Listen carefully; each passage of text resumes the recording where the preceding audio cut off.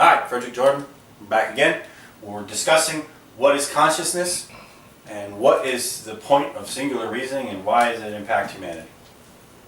Well, let's say you want to get real smart. You want to read a whole bunch of books, and if you just read that book in a literal singular sense, you are making yourself very, very skilled in the art of reading.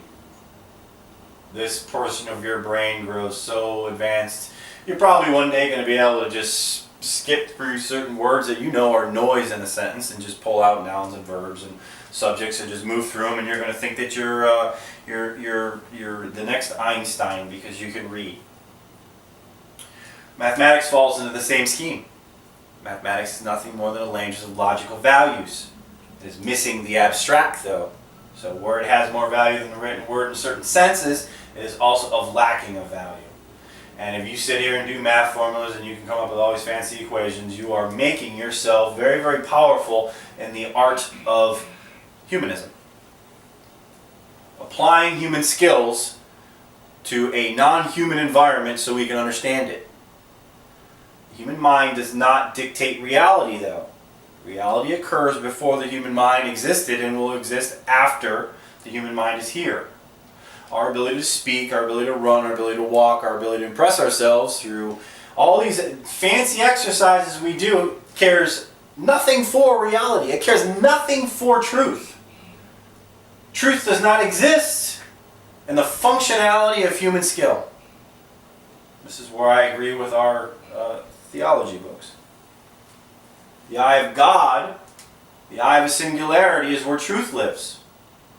If you took a religious book and you read it for what it was literally telling you, you wouldn't learn a damn thing.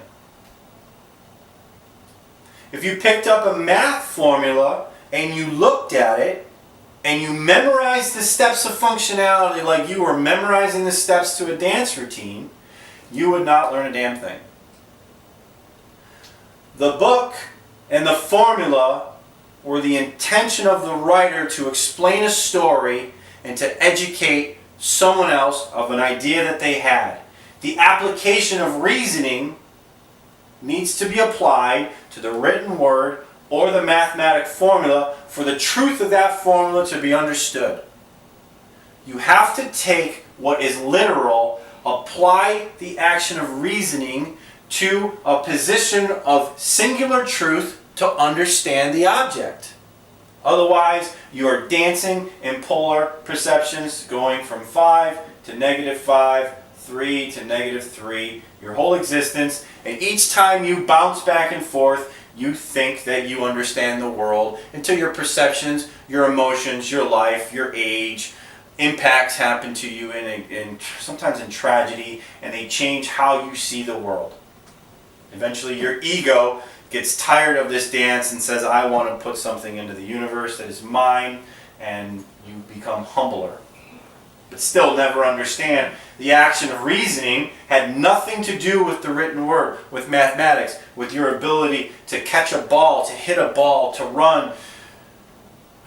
I caution some of the arts, but to perform as a human being. The things that we all find of value in each other. Einstein said it was reasoning was the goal. The goal. Not the action of the mathematics. How do we improve reasoning? Well, there's things on to computers that you can click, and there's tests and also the jazz. My contention, if you want to practice the art of reasoning through the written word, you have to read books that are opposite of your natural reading style. Sentence structures that are reversed force you to take one object, move it to a different processing section. As the second object comes in, you then have to sow the seeds of these two objects together to understand what the hell is being said. This is what this book does. It teaches the art of reasoning through the literature.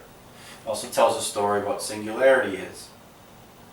Mathematics is the same way. If you just understand the formula for the formula's sake, you do not understand what the formula is meant to solve. You have not learned the art of reasoning. This is where enlightenment occurs. All of your answers are here inside you. You must better yourself each day through an action of motion to fulfill your purpose, to find who you are, to be able to enlighten yourself. Here is where the human consciousness lives, in its position of reasoning between our relative world and a fixed position of everything and nothing. All this information can be found at singularreasoning.com. I highly recommend reading the thesis paper first. Have a good afternoon.